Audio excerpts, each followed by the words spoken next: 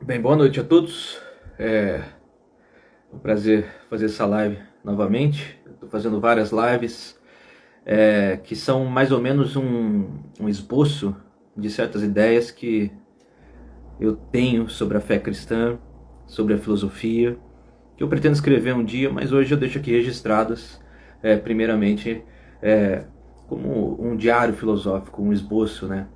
Porque são ideias que eu quero sistematizar e que exigem muito tempo, né? Esforço, dedicação para deixar que elas fiquem analiticamente completas. Bom, no dia de hoje eu postei lá um anúncio dizendo que a live de hoje seria sobre a fé paradoxal. Bom, antes de explicar exatamente o que significam esses termos, eu quero dar uma imagem para vocês, porque, como sempre, às vezes eu uso alguns conceitos meio complexos, mas eu vou começar dando essa imagem para que ela fixe na mente de vocês e vocês consigam mais ou menos intuir do que eu estou falando. E antes de dar essa imagem, na verdade, eu quero fazer a seguinte pergunta. Imagine que vocês estão em um caminho na vida de vocês e vocês encontram um dilema. Vocês se deparam com uma situação em que vocês têm que escolher entre um ou outro caminho e vocês não sabem qual escolher. Várias vezes isso acontece na nossa vida, né? Mas quando isso acontece, né, no nosso caminho espiritual, na nossa jornada de fé, aí é um pouco mais complicado, porque nós não temos que escolher somente entre um ou outro caminho, nós temos que escolher entre uma ou outra crença. Então, isso pode trazer muita confusão para a nossa vida, para a nossa mente, porque nós olhamos para essas crenças e nós não sabemos qual delas escolher. Mas a imagem que eu quero apresentar para vocês é a seguinte: isso é um exercício de imaginação. Imagine que você está andando por um caminho, você está em uma certa direção e no meio desse caminho tem uma pedra. Logo após essa pedra há uma bifurcação. O caminho se divide em dois. E há alguns que tropeçam nessa pedra, há outros que simplesmente desviam e prosseguem escolhendo um desses caminhos, mas você não. Você olha para essa pedra e para. Você começa a olhar, observar essa pedra. E contemplando essa pedra, de repente, do nada, você percebe que essa pedra não é somente uma pedra, ela, sendo uma grande rocha, possui uma alavanca ou uma maçaneta, e essa pedra é como se fosse um portal, que seria um terceiro caminho, e você pode entrar por esse novo caminho que se apresenta para você, mas que na verdade é uma unidade entre esses dois caminhos que se apresentam na bifurcação, que são opostos um ao outro, mas de algum modo misterioso, por essa via você consegue os conectar, você encontra uma unidade. E ao se deparar com essa entrada, com essa porta, com esse portal, você tem não um terceiro caminho, uma terceira via, mas justamente essa unidade entre esses dois caminhos que estavam diante de você, que pareciam uma bifurcação. Bom, o que eu descrevi aqui é mais ou menos o que acontece no processo da fé. Nós nos deparamos com certas verdades que nos trazem ambiguidades, ambivalências, e nós não sabemos o que fazer. Para explicar melhor, eu vou explicar os conceitos que eu usei para essa live aqui, que é a fé paradoxal. Eu defino fé como um conhecimento sobrenatural. É muito simples. É um conhecimento que você não podia ter a não ser por intermédio divino. É uma certeza que você tem porque Deus inseriu essa certeza em você. E paradoxo eu utilizo aqui como a constatação da existência de verdades que são necessárias, mas que se contrapõem. Verdades que, embora sejam logicamente verdadeiras, sejam absolutas, vamos colocar assim, elas, quando postas uma frente à outra, se anulam. Assim aparece o paradoxo. E você é tentado a escolher uma dessas verdades. Quando elas parecem se contrapor, você é tentado a pensar, bom, uma delas deve estar errada. Então você escolhe uma delas. Você pelo menos se atenta mais a uma em detrimento de outra. Mas isso, em alguns momentos da nossa vida, é uma má escolha. Porque as duas verdades, por mais que se contraponham, por mais que manifestem esse paradoxo, devem ser absorvidas, devem ser aceitas, devem ser abraçadas por você. E a fé consiste justamente nisso.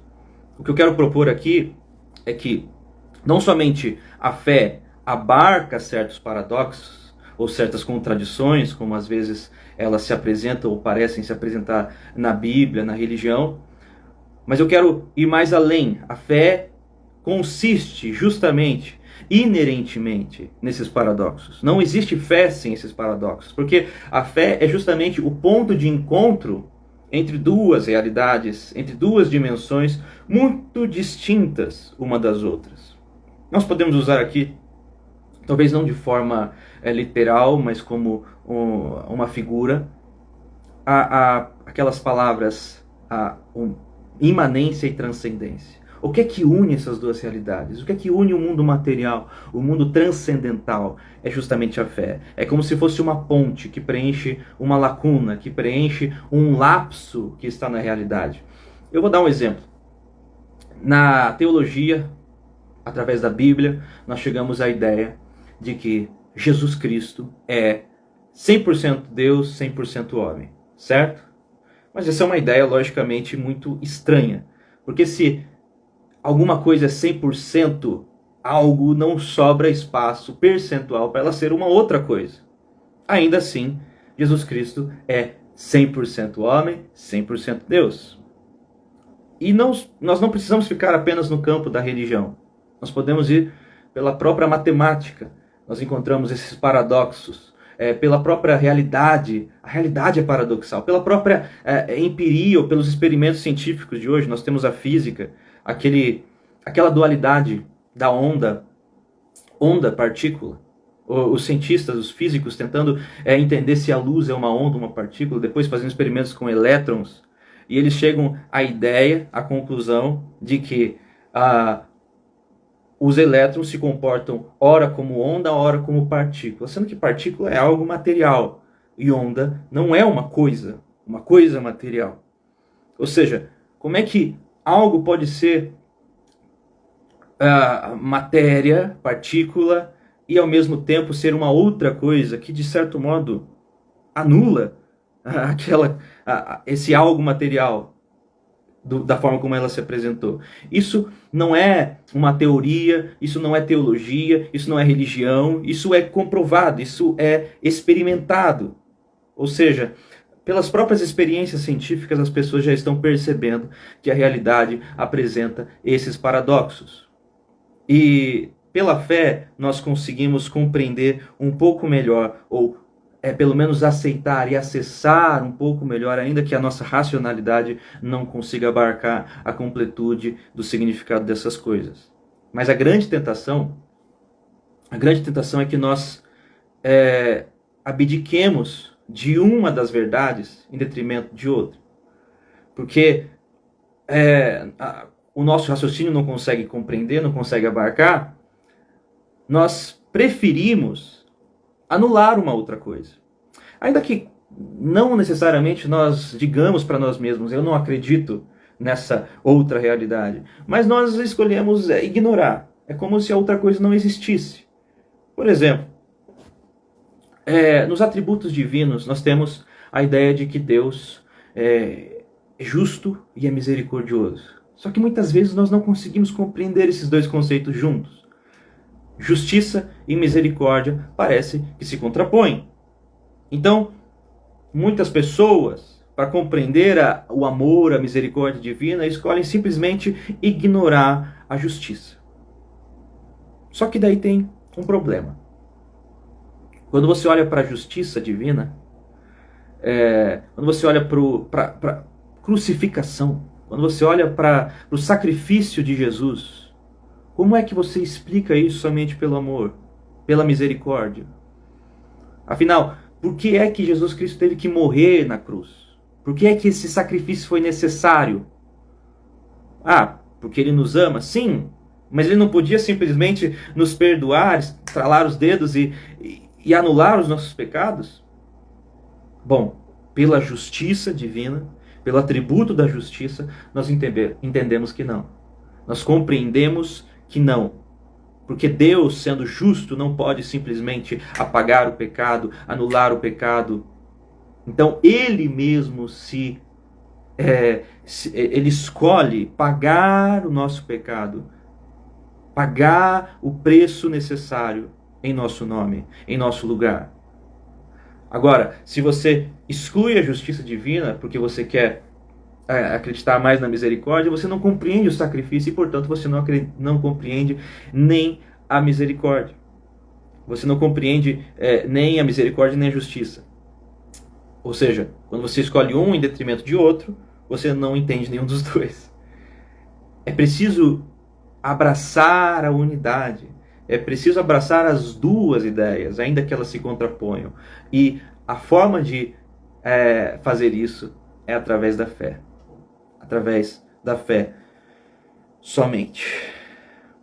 Um outro exemplo que nós podemos dar é o da soberania divina e o da responsabilidade humana.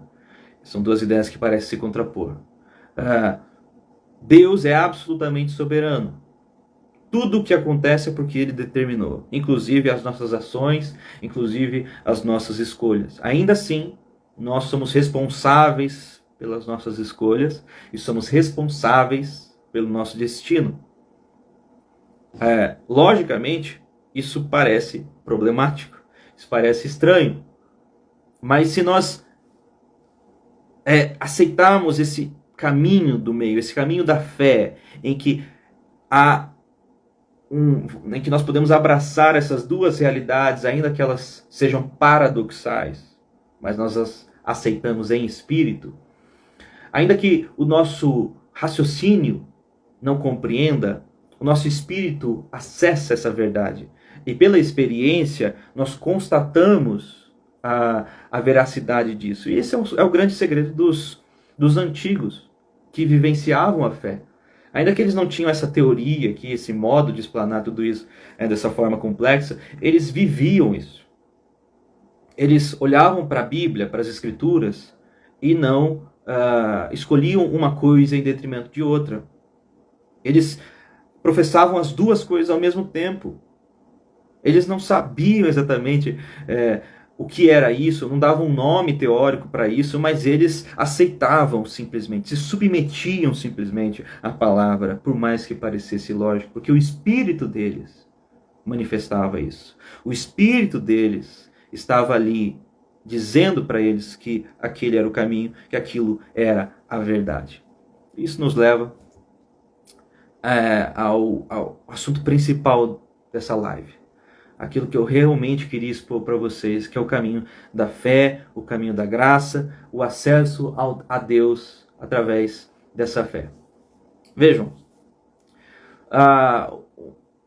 um dos principais problemas apresentados pelo apóstolo Paulo, um dos principais problemas ali do Novo Testamento, do Evangelho, é a questão do mérito.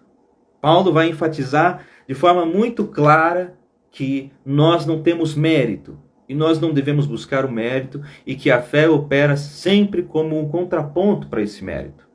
A fé é uma vivência em que, de certo modo, nós abraçamos a eficácia dos méritos de Jesus Cristo e anulamos, abdicamos de todos os nossos supostos méritos pessoais. Então, quando nós vamos viver isso na prática, na teoria nós conseguimos entender, mas na prática surgem certos problemas. Por exemplo, o que diferencia, e aqui eu não quero falar da salvação de cada um, mas eu quero falar da vida espiritual dos salvos. O que diferencia um indivíduo de outro em relação à espiritualidade? Nós constatamos que tem dias que nós estamos mais espirituais, outros dias menos, outros dias mais carnais. E nós vemos pessoas que são grandes exemplos de fé, de espiritualidade, tanto na história quanto ao nosso redor. A pergunta que nós podemos fazer é: o que é que diferencia uma pessoa da outra? É a soberania divina que decide quem vai ser mais ou menos espiritual? Ou é a responsabilidade humana? Ou é alguma coisa que alguém faz? E se é alguma coisa que alguém faz, não tem essa pessoa mais mérito do que a outra? Aqui se inicia um caminho perigoso. Dependendo da via que você tomar, você pode ser confundido. É como aquela velha sabedoria, o enigma da esfinge: decifra-me ou te devoro. Se você não conseguir decifrar o pensamento, você pode ser confundido por ele. E, na verdade, é muito simples e requer somente humildade. O caminho da fé consiste justamente na anulação desses méritos. E é uma iniciativa da pessoa, ainda que seja movida pelo Espírito, mas é a ação de negar a própria ação. É como se você assinasse um papel que dissesse que, a partir do momento que você assinou aquele papel, você anulou todos os seus méritos, inclusive o mérito de assinar aquele papel. A fé é como uma moeda de duas faces, em que, de um lado, você tem a confiança total nos méritos de Cristo, e do outro lado você tem a não confiança nos seus próprios méritos. E você pode utilizar essa moeda ou não. E essa moeda foi o próprio Deus que te concedeu. Mas ainda assim você pode utilizar ou não. É como nós vemos nos evangelhos, quando os fariseus sabiam, não todos, mas alguns sabiam que Cristo era o Messias. E mesmo sabendo que ele era o Messias, por não ser conveniente naquele momento, porque isso os diminuiria perante a cultura, perante a sociedade, eles negavam isso que pulsava no coração deles como certeza. Ou seja, as certezas que nós temos, mas que nós podemos escolher ignorar. No entanto, a certeza que Deus nos dá, no tocante à fé, é aquela mesma exposta por Santo Agostinho, que se traduz nesses termos: a suficiência dos meus méritos é saber que meus méritos não são suficientes. É uma certeza de que você é inútil. É uma certeza de que você não sabe. Parece até com o Sócrates, né? Por que ele é o homem mais sábio do mundo, da Grécia? Porque ele sabe que não sabe. Isso alguns chamam de lógica paradoxal, e eu vou discorrer um pouquinho mais sobre isso, mas não é uma lógica paradoxal. Porque, na verdade, não é lógico isso, de forma alguma. De forma alguma.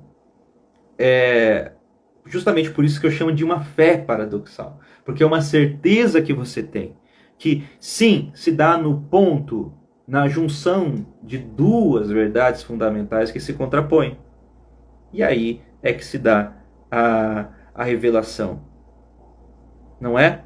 Jesus Cristo é o centro do universo, o ponto que une a misericórdia divina e a justiça divina, ainda que isso pareça se contrapor.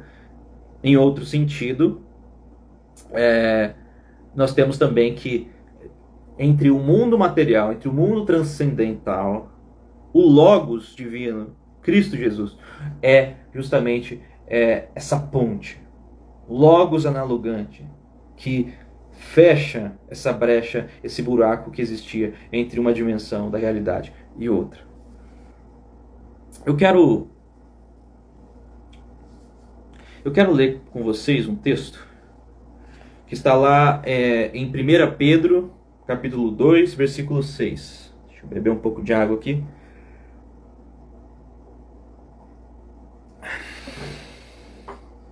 O texto diz assim: pois na Escritura se diz: vede, ponho em Sião uma pedra angular, eleita e preciosa, e quem nela crer não será envergonhado.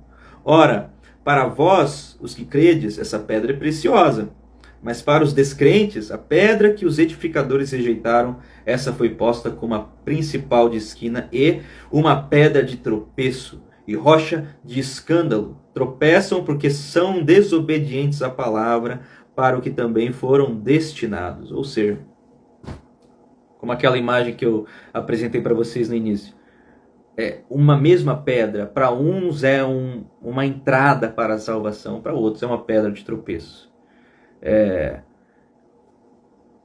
Quando nós escolhemos por conta da dualidade e para que o nosso raciocínio se agrade, para que a nossa razão limitada se agrade, nós escolhemos uma das verdades, ainda que nós saibamos lá no fundo que ambas são verdadeiras, nós nos perdemos, nós nos confundimos, nós tropeçamos na pedra.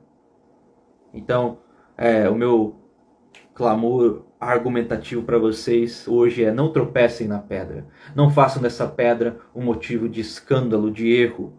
Peguem essa pedra e a contemplem, percebam que a verdade, que a fé é paradoxal, certo?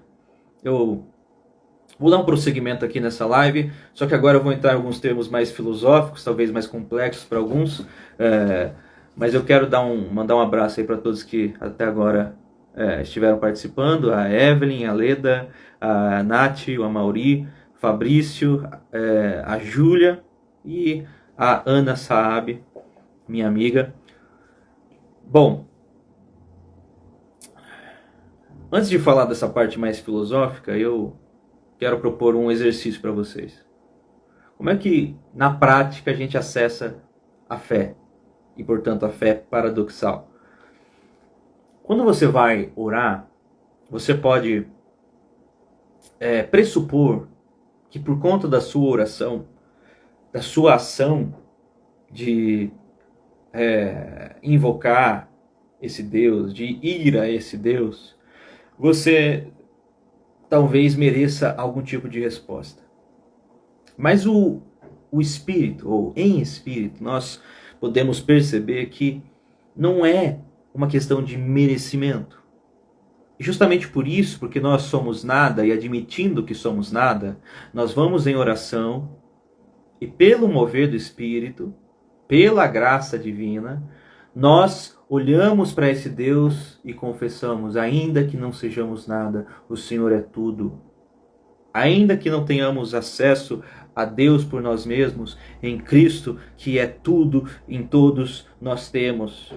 E com essa confiança, nós olhamos para Deus e dizemos: eu te adoro, eu me conecto a ti, eu acesso essa presença maravilhosa, não porque nós temos algum poder, mas justamente abdicando do nosso poder, abdicando da nossa potência, abdicando do nosso mérito.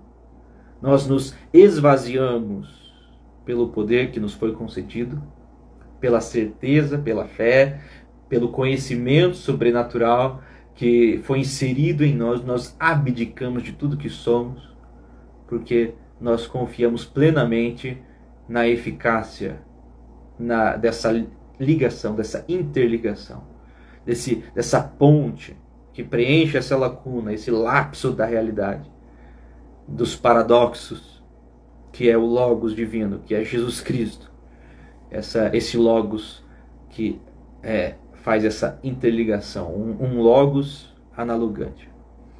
Bom, agora partindo para essa parte mais, talvez com alguns termos mais filosóficos, eu quero lembrar que o modo como nós enxergamos a metafísica, as verdades mais profundas da existência aqui no nosso mundo ocidental, não é o mesmo para todos. Nunca, não foi sempre assim, e não é do mesmo modo do mundo oriental. Nós aprendemos, por exemplo, pela metafísica de Aristóteles, que uma coisa não pode ser algo, não pode ser uma coisa e não ser ao mesmo tempo, certo? Ele fala lá no livro, no Tratado da Metafísica, que esse é um dos principais princípios ao qual nós devemos nos ater. Mas quando nós olhamos para o mundo oriental, para alguns pensamentos orientais, filosofias, como no taoísmo, nós vemos que existem frases, proposições, que parecem nos dar uma certa lógica ou uma não lógica, que alguns chamam de lógica paradoxal. Como, por exemplo, uma frase do taoísmo que diz assim: o curso do Tao, o Tao no seu curso natural, nada faz, e assim nada há que ele não faça. E nós temos muitas outras frases assim, que são meio enigmáticas, que parecem ser apenas simbólicas, que parecem ser apenas uma figura de linguagem, mas isto é porque a metafísica do Ocidente, de Aristóteles, tem como um pressuposto a ideia de que a realidade, como um todo, é cognoscível. É completamente cognoscível. Ainda que nós não tenhamos acesso a todas as informações, se nós as tivéssemos, nós as conheceríamos. Sendo que no mundo oriental, nós temos uma limitação que se dá da seguinte forma: é como se existisse um mundo material, um mundo, de certo modo, não material, mas existisse, além disso, um mundo transcendental, de tal modo que nós não pudéssemos sequer concebê-lo. Ou seja, existe uma parte da coisa que não é cognoscível. Essa parte está em Deus. E quando você diz que conhece esse Deus, você já se perdeu, você já não o conhece. É assim que eles tratam a coisa. Quando você o nome que pode ser nominado não é o nome verdadeiro. Aquilo que de fato é permanente não pode ser conhecido. E aí eles usam diversas frases que parecem paradoxais, como você enxerga aquilo que é invisível, você ouve aquilo que é inaudível, e assim por diante. Mas eu quero adentrar um pouco mais nesses conceitos a partir da nossa lógica da seguinte forma: como é que nós conhecemos a verdade de um objeto? Como é que nós de fato conhecemos essa verdade? Nós temos a ideia de que nós precisamos partir dos diversos exemplos de um objeto, de uma coisa que é mutável, e partir para a definição dessa coisa, que seria, por sua vez, imutável. Ou seja, nós pegamos um conceito como a figura de um triângulo, de um círculo, que nós podemos encontrar na natureza, até na nossa imaginação, e a partir dessas diversas figuras imperfeitas, chegar a uma forma perfeita de cada uma dessas coisas, ou seja, um conceito perfeito que definisse essa coisa. E para isso, por exemplo, nós podemos pensar na ideia do que é o ser humano. Se eu quiser dar um exemplo do que é um ser humano, eu posso me referir ao Joãozinho, a Maria, ao José, como um exemplo desse ser humano. Só que ainda assim, esses exemplos podem ser substituídos por outros. Ou seja, eles não são só mutáveis, como eles são substituíveis. Certo? E você pode, através desses diversos exemplos ou conceitos substituíveis de um termo, chegar a uma definição perfeita dessa coisa. Como, por exemplo, a definição perfeita de justiça. Quem é que sabe o que é justiça de forma absoluta? Bem, nós podemos chegar, a partir de diversos conceitos de justiça, ainda que falhos, a uma unidade tal que contenha somente os aspectos desses vários conceitos que não se contradizem, certo? Que não se contradigam. Então nós chegamos a uma verdade ou um termo perfeito de uma coisa. E justamente porque é perfeito, ele não pode ser substituível. Porque se é substituível, ele já tem uma outra definição, a não ser que ele seja substituído por ele mesmo. Não sei se vocês estão acompanhando aqui. O que é um triângulo perfeito? O que é um círculo perfeito? Você parte dos vários círculos para o conceito, para a circularidade, não é? Só que, num primeiro estágio, nós olhamos para essa tentativa de chegar à definição mais perfeita das coisas, nós nos deparamos com um único problema: nós não temos acesso a todas as informações, não é? Só que o que eu estou apresentando para vocês aqui é um segundo problema. Nós não só não temos acesso à totalidade das informações, como nós nos deparamos com verdades, com informações que são verdadeiras, mas que se contradizem, que se contrapõem. E aí nós não sabemos o que fazer, porque não há como encontrar uma unidade nisso. Então, nessa ideia metafísica, em que nós imaginamos que todas as informações, todas as verdades são cognoscíveis, nós sempre paramos no meio do caminho, nós sempre nos deparamos com uma pedra, nós sempre nos estagnamos. Mas quando nós entendemos que a verdade é paradoxal, que a fé é paradoxal, nós percebemos que, apesar dessa ação humilhar a nossa inteligência, existe uma saída, existe um caminho. Qual é o caminho? O caminho da experiência. A experiência da fé nos conecta com essa junção, com essa interligação dessas duas dimensões, dessas duas realidades. Ou seja, voltando para aquele exemplo da fé, do mérito, você ora, você age em oração. Isso pode soar como um mérito, mas a partir do momento em que você abre a sua boca, você nega esse mérito, você nega essa ação, você nega aquilo que você é, você apresenta para Deus somente aquilo que Cristo é. E isso é paradoxal.